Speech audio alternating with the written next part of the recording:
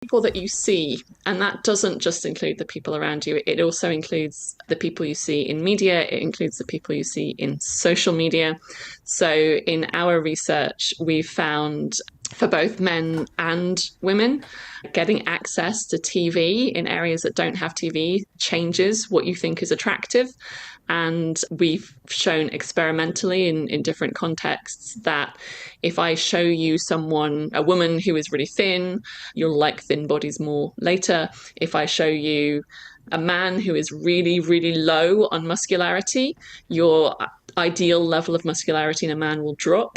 We also found in that same study that for men, if you show them lots of very muscular bodies, they will think men ought to be more muscular. We couldn't get women to go up in muscularity preference. So it seemed like women were a bit more resistant to that particular form of visual input.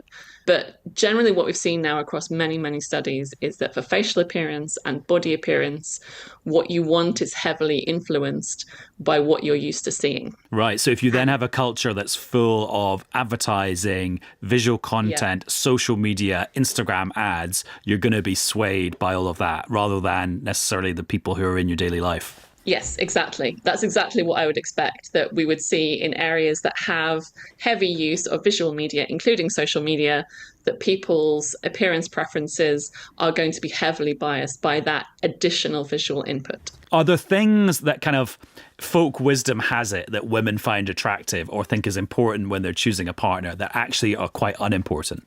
Men who are trying to build muscle to be attractive to women, on average, actually what they're pursuing is an appearance ideal that is how men think about men.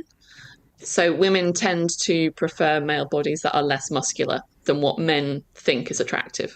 And similarly, although there was this expectation when research on this first started that women would like masculine-faced men, actually they were tending to prefer men with a more feminine face. My mind is totally boggling at all of this, and I now just want to think of a whole load of physical attributes and sort of test them. What about like great teeth? Again, this is something that visual experience is going to be really important because if you're in the US, for instance, then you are heavily accustomed to everyone having extremely white, straight teeth in a way that in other contexts, we might look at that and find it almost uncanny. And what about wealth? So one thing we know, for instance, is that the sex difference between men and women in how important it is to have a partner with a good education has actually narrowed.